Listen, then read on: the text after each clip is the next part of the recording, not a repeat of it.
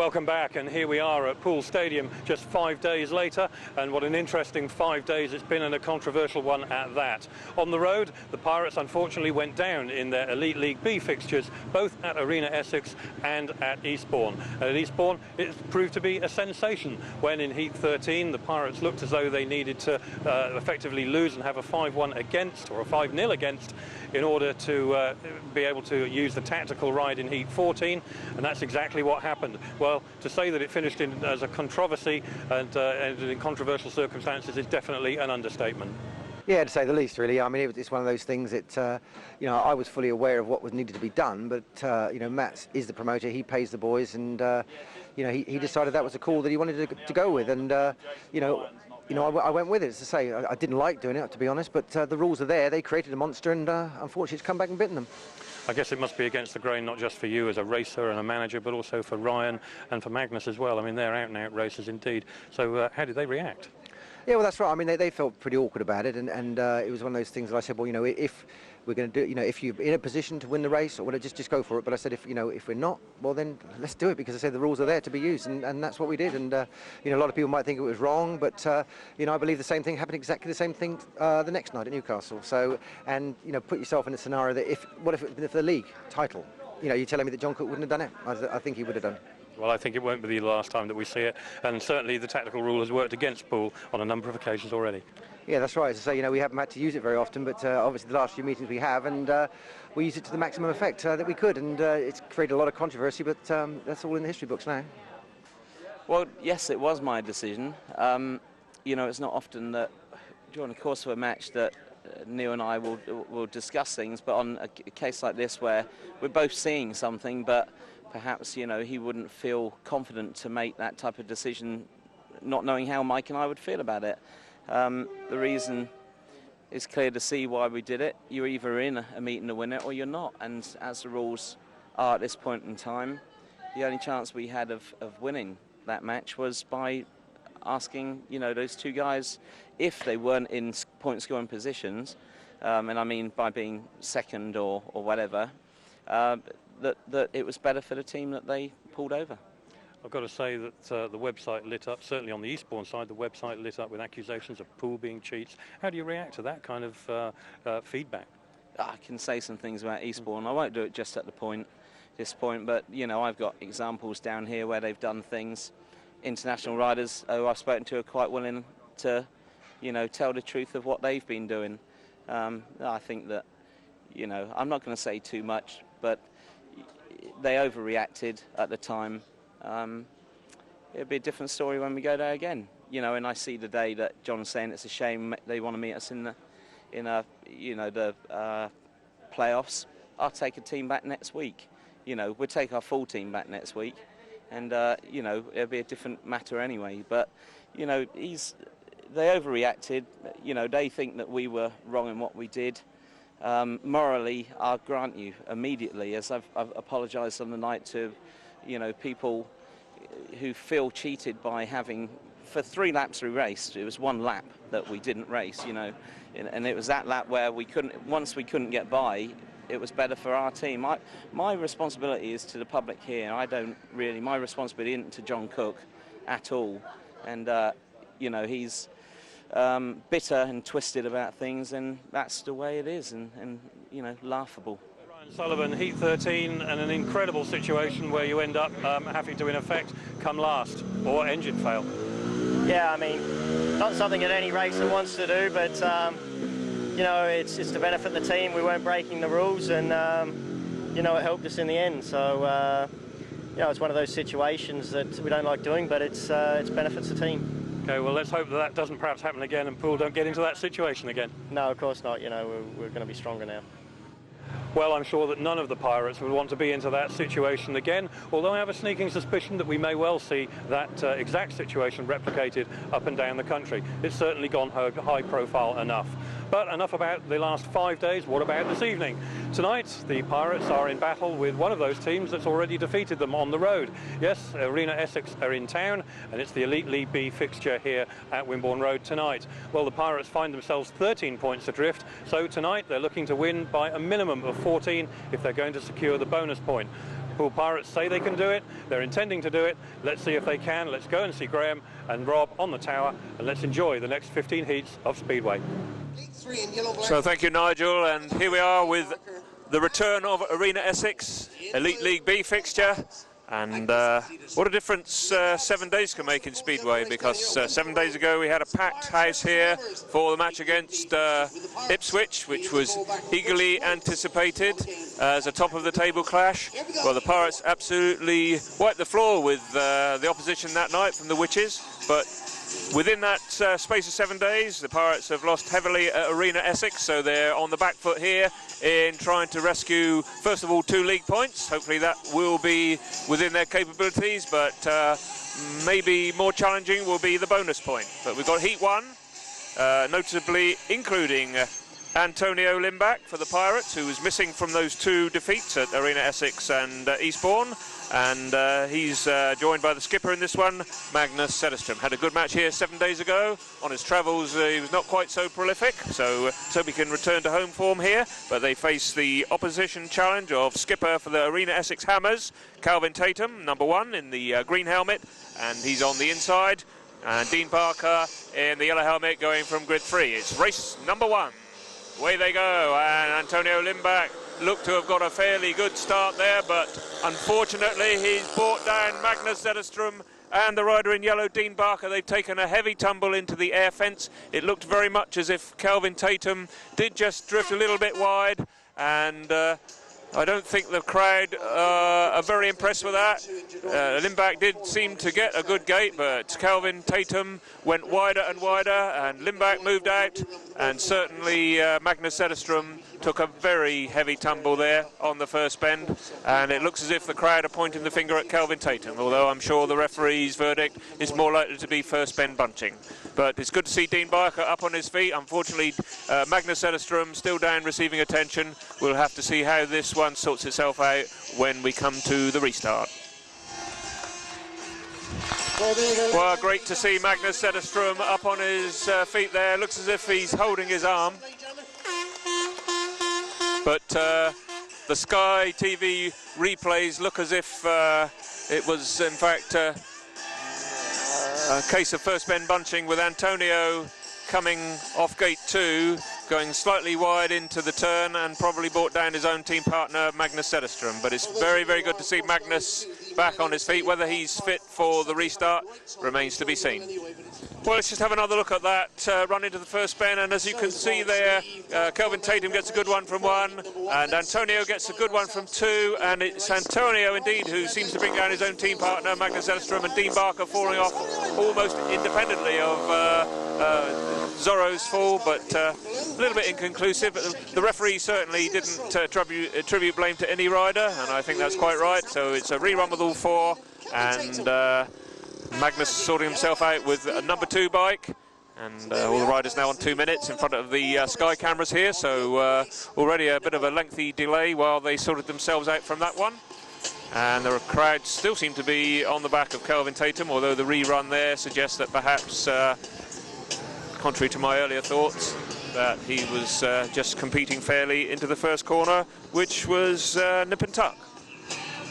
Anyway, we're still without a race under our belts, and 20 minutes after the scheduled starting time. Pirates, of course, got 13 points to make up after that rather hefty defeat suffered at the Purfleet Raceway a few days back. Really, only Bjarne PEDERSEN did any heavy scoring for the Pirates, and of course they did miss Antonio Lindback in that one. Of course, we turn our mind back to the A fixture, we can remember that Tony Riccarton was untouchable around that circuit, and his absence obviously did make a difference there. Let's see what happens in the restart here. Once again, Antonio Lindback, sharp gate from grid 2, and he's away into the lead, but the 2 Hammers filling in the minor places behind him, with Dean Parker in the yellow helmet in second place, and Kelvin TATUM seems to get the better of Magnus ZETTERSTROM, who's on bike number 2. That obviously didn't get him away from the traps as smartly as he got away first time, so Magnus eating the wet shale, freshly watered and prepared for today's match, and he seems to be tailing off a little bit at the back, whereas out front we've got Antonio Lindback, successfully competing in the Grand Prix Challenge at the weekend. So his absence from the Pirates lineup at Arena and at Eastbourne at least paid dividends on the individual front. Although, of course, it didn't do the Pirates League cause any good at all. So we're into the last bend, and Antonio Lindback is going to make sure that he continues in winning ways. I hope, well, the Pirates faithful will be hoping that his inclusion again in the lineup here tonight will mean that they can get back to winning ways. So 3-3 to start the match, 3 points to each side. So well done to Tony. So the full and official. So let's see if the deadlock can be broken this time. Of course, Davy Watt on the injured list. And Andre Compton makes his first outing for the Pirates at Wimborne Road. He featured in both the away matches. He picked up some useful third places from the reserve berth. And maybe on the slightly more familiar so-called home track, or Sheffield is his Premier League home. But he'll be almost riding the track, I suppose, along with the Arena Essex riders as an away track. In fact, Josh Larsen has already ridden this track this season. Paul Hurry was injured first time out.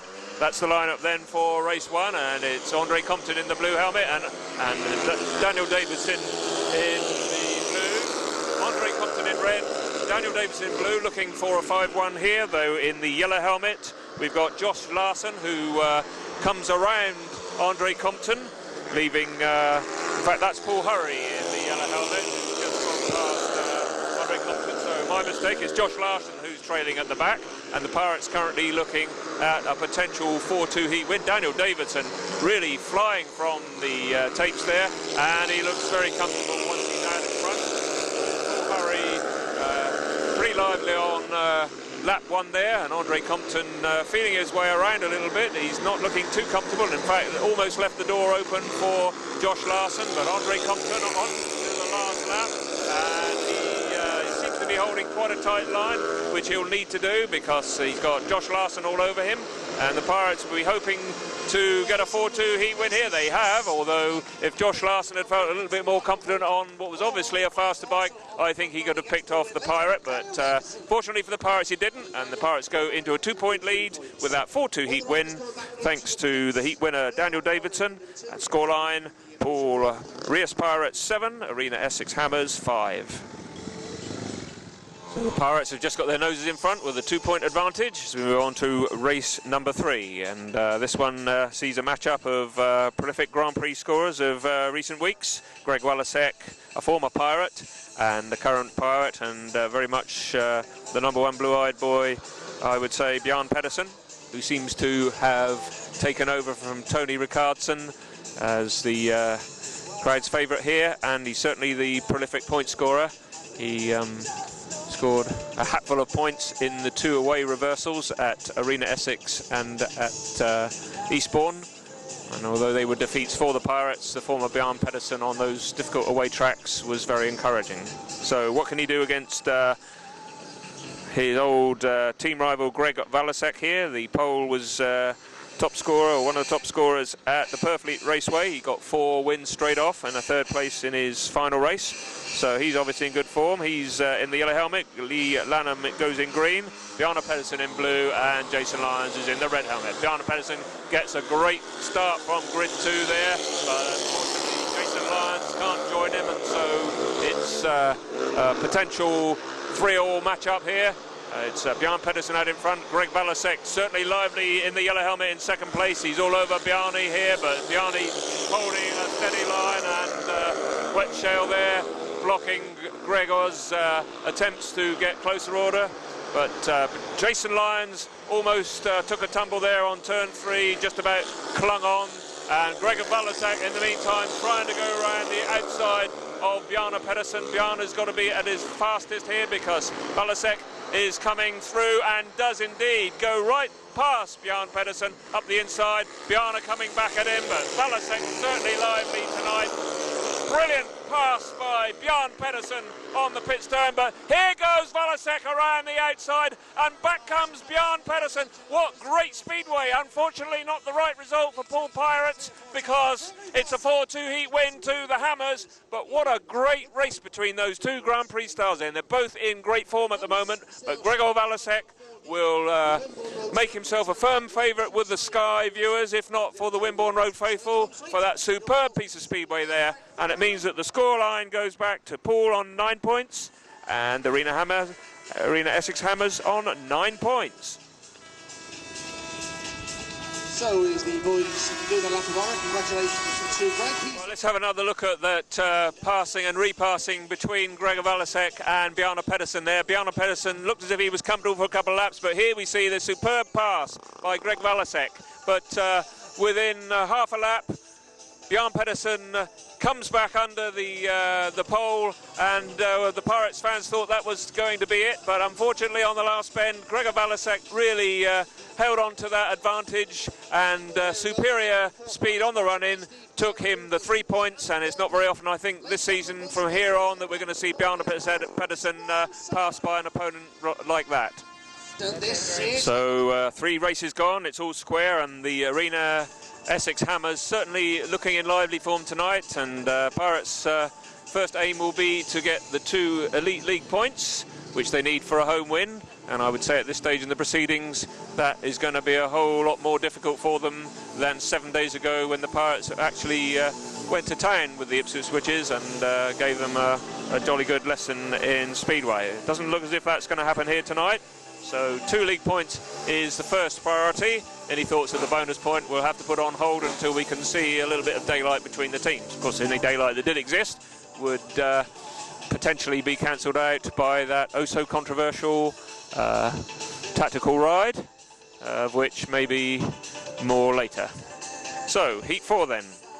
We've got Paul Hurry on grid 1 in the yellow helmet. Mark Loram in green goes from grid 3, and joining them for the home side, we've got Daniel Davidsson, and will his gating prowess be to the Pirates' advantage here? He's on 2 in the blue helmet. Ryan Sullivan on the wide outside in red. Up go the tapes, away they go, and Daniel Davidsson does indeed get another good start, and Mark Loram gets a pretty good one holding off Ryan Sullivan, but Ryan Sullivan looks as if he wants to try and come up on the inside line. Daniel Davidsson out in front from Mark Loram, who's driving up the inside, and that looks like a pretty good pass for Mark. Daniel Davidsson relegated to second place. Ryan Sullivan in third, holding off the attempts from Paul Hurry. Daniel Davidsson looking to try and get back at Mark Loram. I think he can say kiss goodbye to that. And Mark Loram loves these conditions. There's plenty of dirt on the track.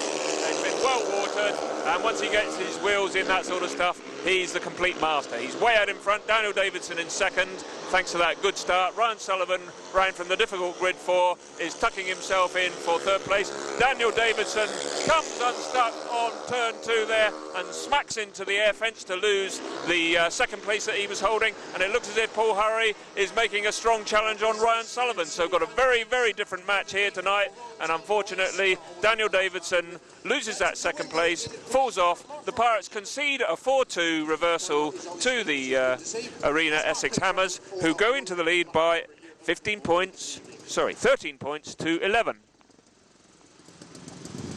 So come on, ladies and gentlemen, the green marker.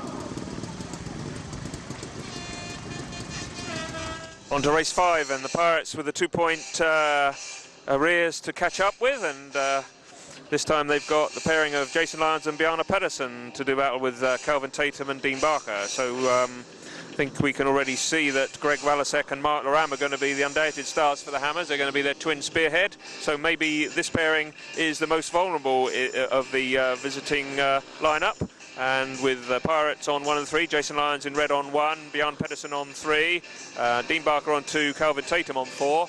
Certainly the Pirates will be looking to get some sort of a heat advantage out of this one, and although one can never predict these days, obviously 7 days ago or 5 days ago the Pirates were already well up against Ipswich, and a little bit of movement from Dean Barker at the tapes there, but the referee obviously didn't see enough in that to call it back. And Jason Lyon looked as if he got a good start there, but unfortunately going out of the pit turn, the 2 Arena Essex riders went round the outside of Lyons. So Jason Lyons, having had a good match up here last week against Ipswich, is not amongst the points so far tonight. He trailed off badly last place in heat number 3.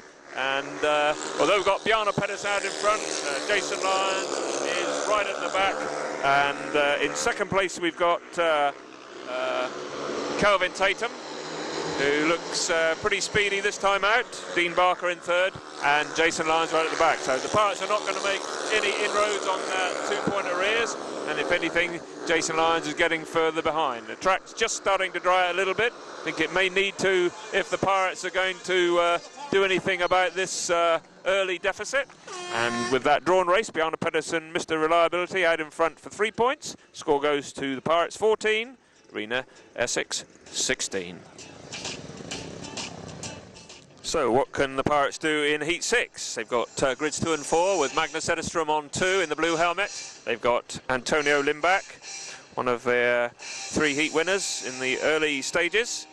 He won race number 1. He's on grid 4 in the red helmet, but he's got arguably Britain's top rider, Mark Loram, in fine form at the moment. He's in the green helmet. As we come up to the British Grand Prix, Mark will carry the hopes of the country with him in that one at the Millennium Stadium, but tonight he's carrying the hopes of the Arena Essex Hammers.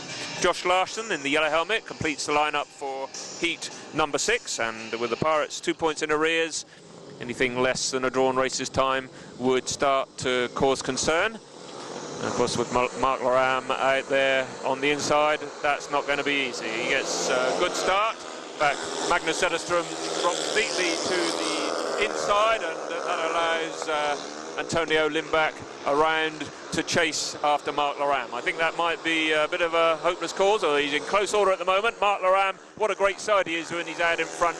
And Antonio Lindback really trying up the inside there. Mark, of course, keeps it screwed on. Josh Larsen looks to be suffering some sort of bike trouble. He has got restarted, but he's trailing by some half a lap, which takes the pressure off Magnus ZETTERSTROM. Magnus doesn't appear to have a great deal of speed there, but he's certainly hanging on in there in third place. Antonio Lindback now, I think, has given up the chase on Mark Loram, as indeed many opponents have. Mark taking a look over each shoulder, sees he's well clear, so he can pick a line which is not going to cause him too much difficulty in the last half lap. Mark Loram's going to take the checkered flag.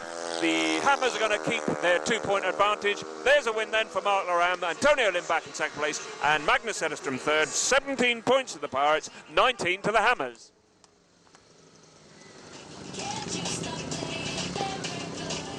There he comes, his second lap of honour here at Wimborne Road this evening. And yet again, showing his liking for this circuit here at Wimborne Road. So we're on to heat number 7. Pirates still 2 in arrears. It's 17 points to Poole, 19 to Arena Essex. But Ryan Sullivan on grid 1 in the red helmet this time, pairing up with Andre Compton in blue. Leigh LANHAM in the green helmet goes from grid 2, and Mr. Lively himself, the Pole, Greg Walasek, goes from grid 4. And it'll be an interesting matchup between, I would imagine, between Greg and Ryan Sullivan. Ryan Sullivan did share the fact with Pirate Videos that he wasn't feeling at his sparkling best, a little bit under the weather, and if appearances are anything to go by, he certainly looked rather peaky. And all this commuting around between Poland, Sweden and Britain, of course, does tend to take its toll on these riders at this time of year, when they're probably at their busiest in their schedules, and it's often a survivor of the fittest. So can Ryan shrug that off and hold off the efforts of Greg Walasek this time, who gets a very good gate from 4, but Ryan gets a better one from 1. Andre Compton trying to get between the 2 Hammers, but at the moment he's at the back there with Leigh LANHAM in the green helmet on the inside, and Greg Walasek coming right up to the rear wheel of Ryan Sullivan. Ryan Sullivan is out in front, but Walasek mounting a challenge, and rather like he did, reminiscent of the race with Bjarne PEDERSEN, he's finding lines and grip that the other rider's not finding, and indeed passes it Ryan Sullivan in almost identical circumstances. And at this stage, it looks as if the Pirates are looking down the barrel of a 4-2 reversal, because Andre Compton at the back is not really making any impression on Leigh LANHAM in third place. Leigh LANHAM not been in that good form recently, but he sitting on a steady old line there, holding off Andre Compton's efforts, and with half a lap to go, it doesn't look as if the Pirates are going to get this one back, and Greg Walasek is once again the hero for Arena Essex, and another old boy, along with Mark Loram, coming back to Wimborne Road to haunt the Pirates here tonight, and the Pirates are now starting to look decidedly second best in this match as they trail by 19 points to 23. In heat number 7. So it's heat 8 now, and the Pirates 4 points in arrears. They've got Daniel Davidsson in blue helmet, grid 1. Magnus ZETTERSTROM goes from 3 in the red helmet. Up against them we've got a pretty lively looking pairing in the shape of Poole Hurry going from grid 2 in yellow, Dean Barker in the green helmet from grid 4. So Poole Hurry just pulling back there, just to add to the tension at the start. And of course the sun low in the sky, as we've had in recent weeks. When the sun's out at this time of night, it does tend to catch the riders low down, and it makes it all the more important for them to make sure that the goggles are nice and clear, free of condensation. So Daniel Davidsson on grid 1. What can he do? Magnus ZETTERSTROM, he straightened his bike out. That was rather badly bent in race 1 where he took that tumble. He had to switch to number 2 bike, which didn't seem to have too much guts in it, but this time he's back to number 1 bike, and the Pirates certainly need him to do something here as they line up the tapes, and away they go. But unfortunately he doesn't seem to be there. He's at the back, and he's being given the old heave-ho by Poole Hurry.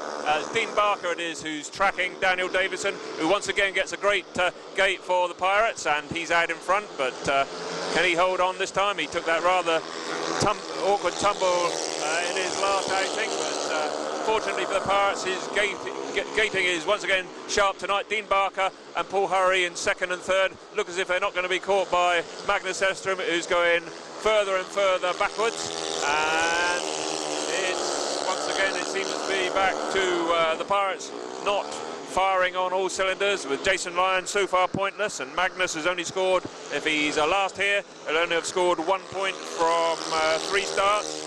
Certainly not good enough for the faithful here at Wimborne Road, and not good enough for Pirates to maintain their lead at the top of the table. However, fortunately for Poole, Daniel Davidsson once again the star, and he wins the race as indeed in some comfort as he did in race number 1.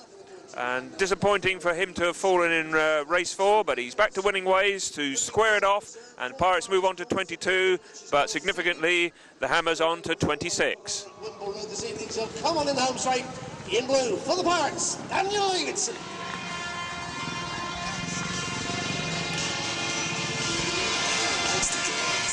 On to race 9 with Bjarne PEDERSEN, one of the heroes for Poole, with 5 points out of 6. What can he do against Mark Loram this time? Bjarne in blue on grid 1. Mark Loram next to him in the green helmet goes from 2. We've got Jason Lyons, 2 pointless rides so far. He's on grid 3 in red.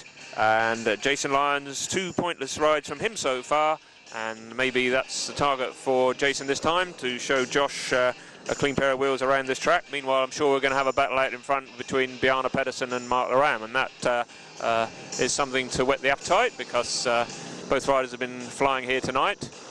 More likely we're going to see Bjarne out in front from the start. If he gets a good one here, up go the tapes, away they go. And in fact, Mark Loram gets a good one from 2, and somewhat surprisingly, he's the rider doing the leading out of the pits turn.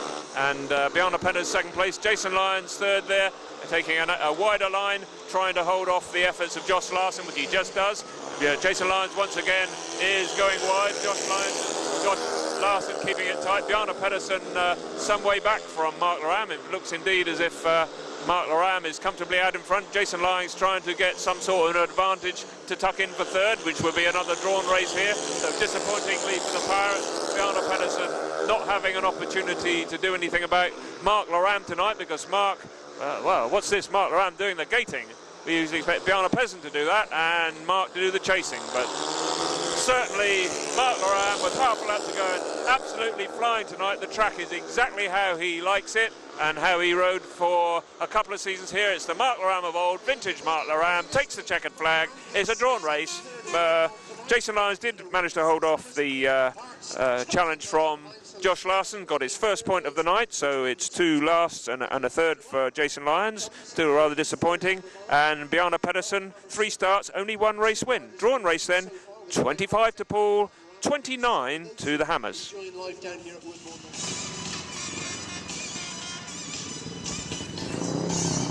So as Mark celebrates with another lap of honour, I'm bringing the full officials over heat number 9, proudly sponsored by...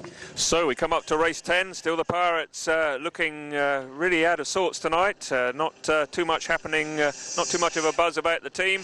That said, Antonio Lindback and Daniel Davidsson are probably the two riders that are putting most of the effort in and on the track, and they're the two riders this time because Neil Middleditch decided it's time for action. He replaces out of sorts skipper Magnus ZETTERSTROM with his number 7 with 2 wins under his belt already. Daniel Davidsson, he's going to find life pretty difficult this time because although he's on grid 1, right alongside him we've got the unbeaten visitor Walasek, and for the Pirates we've got Antonio Lindback in the red helmet going from 3. Completing the lineup for the Hammers on grid 4 we've got Leigh LANHAM. So it could be an interesting match up here because Daniel Davidsson obviously getting out of the gate pretty in lively fashion tonight, and of course Antonio is always there or thereabouts, and of course we could find that Walasek might be having to do it from the back against the 2 young Swedes for the Pirates, but of course Walasek were to get out of the gate, I don't think they would see him for dust. Well, that's all supposition. What really matters is what happens now as the tapes go up, and Walasek does indeed get an absolutely superb start there, really flying from gate 2. Gate 2 seems to be working tonight, and so Walasek out into the lead with Antonio Lindback in second, Daniel Davidsson sitting on the line there. At the moment he's got the better of Leigh LANHAM, but Leigh LANHAM is looking pretty lively as well in 4th spot, but he's riding close order. Antonio Lindback is bouncing around a little bit. He's still some way short of Walasek. Walasek is going to make sure that the Pirates are still looking at least a 4-point reversal. And could it be that former Pirates riders, in fact current Pirate asset in the case of Walasek, but with Walasek and Loram going pretty well like rockets here this evening, and with half a lap to go, it's another win in the bag. Walasek from Antonio Lindback. Daniel Davidsson at least gets the 3rd place, so that's damage limitation as far as Neil Middleditch is concerned, but what will be concerning him is where is a heat advantage coming from. It doesn't look as if the Pirates can do it at the moment, other than if they've got a race that doesn't feature either Walasek, the winner of that one, or Mark Loram. And as the match gets to its final stages, the Hammers will be strong in that department. Scoreline then, 28 to the Pirates and 32 to the Hammers. It's heat 11 with Dean Barker and Kelvin Tatum, Ryan Sullivan and Andre Compton, and Ryan Sullivan getting a superb start there and away into the lead, but the 2 Hammers once again packing in the minor order with Andre Compton lively, but he's at the back, although he's having a good try at Dean Barker there, but somehow it looks like Kelvin Tatum has recovered from early race indifference to the track, and he's flying now in 2nd place. Dean Barker doesn't seem too comfortable on the track, but I think he's got enough in him to hold off the efforts of Andre Compton. So that elusive heat win, it's not coming in this race, although Ryan Sullivan looks a bit more up for it than his first 2. He's going to get a heat win. Of course, it is the weaker of the pairings for the visitors. And so with half a lap to go, Ryan Sullivan going to get his first rate win of the season in 3 starts. That's promising. But Kelvin Tatum and Dean Barker packing in the minor placings with Andre Compton 4th. Only a drawn race, and still the Pirates 4 in arrears. 31 points play, 35 to the Hammers. Race number 12 then, Pirates still 4 points down, only 4 races to go. And this time they track the pairing of Jason Lyons in red on gate 2, Daniel Davidsson in blue from grid 4. For the Hammers, it's a pairing of Josh Larsen. He goes from grid number 1 in yellow, and his partner is Leigh LANHAM, who goes from grid 3 in the green helmet. And I would say last chance saloon for the Pirates to get a heat win here, because this is not a strong pairing for the Hammers, but Jason Lyons would be a hero all of a sudden if he could do something here. In fact, he does get a good start, and Daniel Davidsson likewise. So the Pirates looking at a 5-1 as they come out of the fifth turn, although Jason Lyons under pressure from Josh Larsen. But Daniel Davidsson out in front. Jason Lyons in second place. Leigh LANHAM all over the back wheel of Jason Lyons. Jason Lyons clearly is going to have to rely on track craft here rather than pure speed, but the Pirates are looking at a 5-1 which would square it all up. There's still lots of work to do with plenty of Mark Loram and Gregor Walasek still to come, but at least at this stage the Pirates could go into heat 13 level, which is something that we didn't think would be possible. And with a lap to go, Daniel Davidsson, he's been a hero to take his points total on to 10 points if he wins this race. Jason Lyons will take his up to 3, but nevertheless the 2 points he scores here will be absolutely crucial. And 5-1 to the Pirates brings the crowd to life. I think Jason Lyons got a bit of jeering from the crowd as he came up to the tapes at the start of that race. He may, the jury may still be out on their opinion as to whether he deserves continued run in the team, but for this particular match it's a 5-1 and it makes the progressive score with 3 races remaining 36 to Poole, 36 to the Hammers.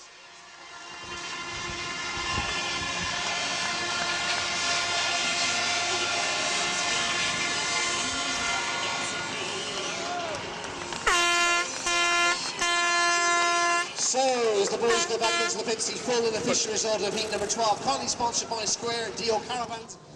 Well, heat 13 takes on added significance this time because the Pirates have drawn level and they've got the pairing of Antonio Lindback, who goes from grid 1 in red. Some bike changes going on right up until the last possible minute. He was on 2-minute allowance. There's some changes to the magic box and various other changes. Continuous work going on. Ron Sullivan in 3, Kelvin TATUM gate 2, Mark Loram gate 4, and in fact the Lindback engine problems seem to have been resolved because he's out in front with Ryan Sullivan. Can the Pirates possibly get a 5-1 here? Certainly Mark Loram is going to have something to say about it, and he goes right around the outside of Antonio Lindback. But meanwhile, Ryan Sullivan out in front, Mark Loram second, Antonio Lindback looking lively, Kelvin TATUM looking anything but right at the back there. Ryan Sullivan seems to be riding a line that Mark Loram would prefer to ride, but he's so far in front it doesn't really matter. Antonio Lindback way out in the dirt there, following Mark Loram, but the Pirates are going to take their second heat win on the trot. They're going to take a 4-2 if it stays like this with a lap to go. Ryan Sullivan clearly out in front, feeling a lot better now on a drier, slicker track than early in the proceedings when the very wet conditions favoured the rider who's currently in second place, Mark Loram. And with run into the final checkered flag, Pirates go in front for the first time. No, for the second time. They were 2 up after 2 races. They haven't been in front since race 2, but they are in front now by 40 points to 38. Would you believe it?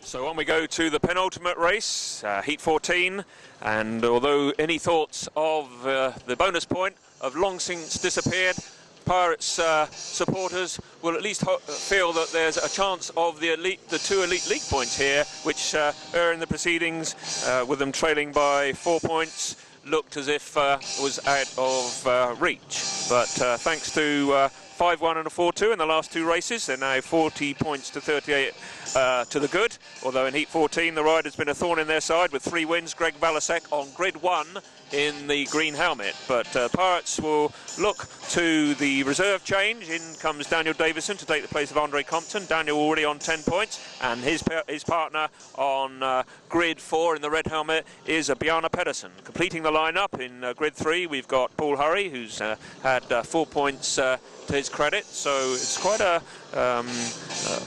an interesting looking race this, with Greg Walasek, 3 races, 3 wins. That superb battle he had with Bjarne PEDERSEN in race number 3. Will Bjarne be looking for revenge this time as they line up at the tapes? Away they go, and Greg Walasek does get another superb gate. Bjarne PEDERSEN does well from the outside, but Poole Hurry coming through to join Walasek. Very clever first spin that was by the Arena Essex boys. Daniel Davidsson in 3rd place. Bjarne PEDERSEN right at the back, not where the Pirates want him, looking to come around his partner and make a challenge on Poole Hurry, but with a lap and a half gone, just what the Pirates didn't want. They'll go 2 points in arrears with this one if Bjarne PEDERSEN can't do something about Poole Hurry.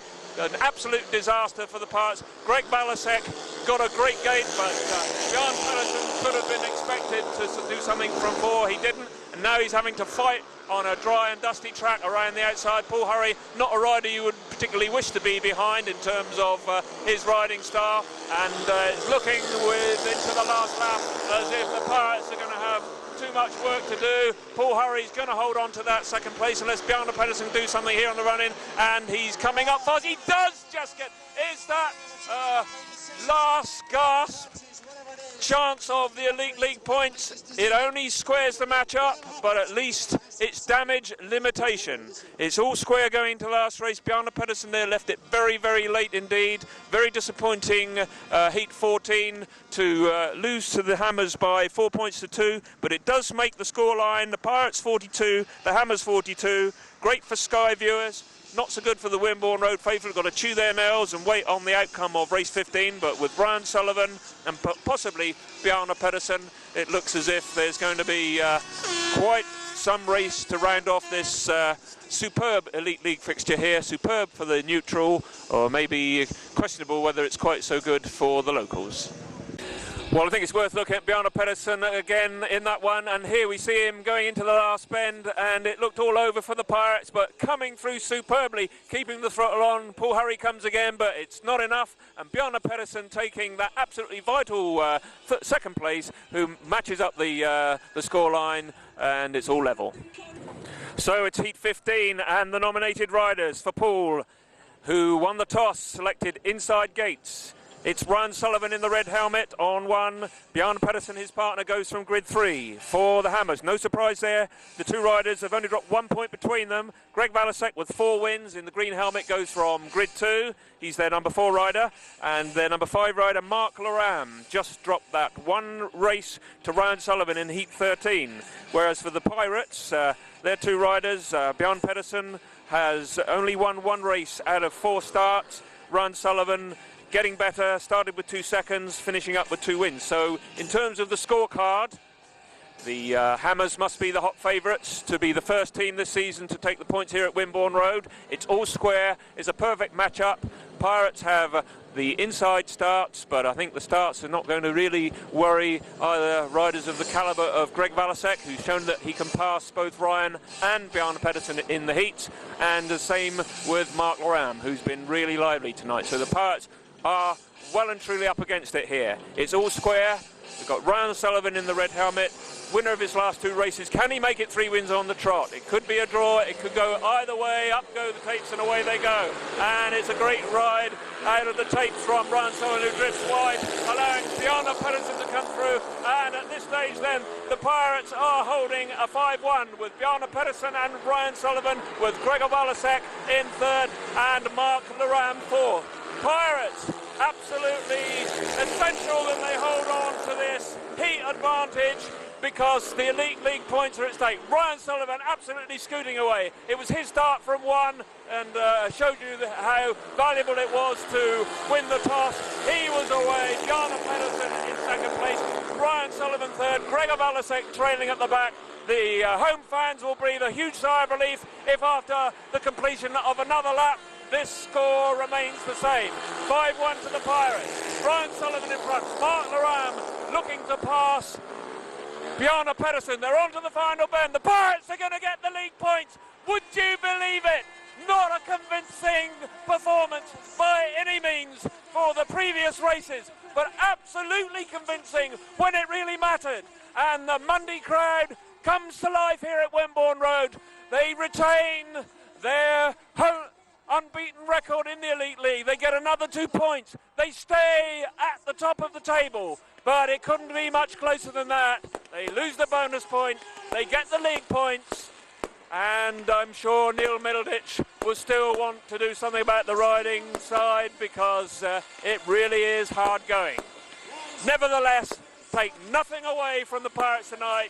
They pulled this one right out of the fire, and there have been fireworks on the track all the way through. Fireworks at the end of the match, and the Pirates go back to the pits. Brian Sullivan and Bjarne Pedersen, the heroes, getting a hero's welcome from their other team colleagues as they return to the pits. Final score in this Elite League fixture, 47 points to Poole, 43 to the Hammers.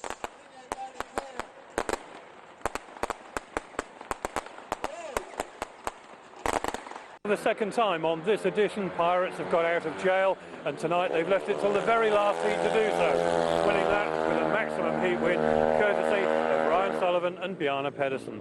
Well, for the Pirates it must really spell some concern. They're going into a hectic schedule this week. Well, on Thursday they go to Coventry, followed on Monday by a trip to Wolverhampton, and then it's back here, of course, next Wednesday for the quick return of Wolverhampton. Well, sandwiched in between all of that, it's also going to be a hectic weekend for Bjarne PEDERSEN and Sullivan, because they'll be off to Cardiff for the British Grand Prix. And that could be no coincidence that out there behind me, Sullivan is getting in a few extra laps. We saw him in the pits tonight with 3 machines, which is unusual, and I guess that might be one of those being tried out for the British Grand Prix. Well, that nearly brings us to a close in this edition. It's the end of the racing, but we do now have a chance to have a look at one of our special features. We're planning for success again in 2004. Make sure you're with us with Pirate Videos. All of the action, all of the time.